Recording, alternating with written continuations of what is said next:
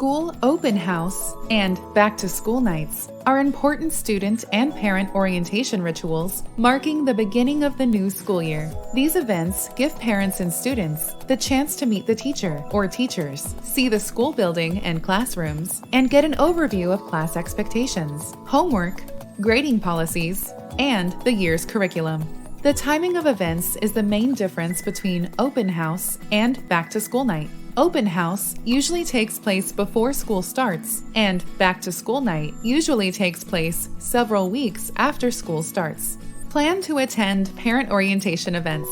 They are valuable opportunities to learn important information about your child's classroom experience. Families with multiple school-age children should plan ahead so that they can make sure they can go to the different classrooms or different schools. At the next event, ask the teacher, what skills and mindset should my child be developing in this class? Keep attending parent orientation events. You're playing an active role in your child's education.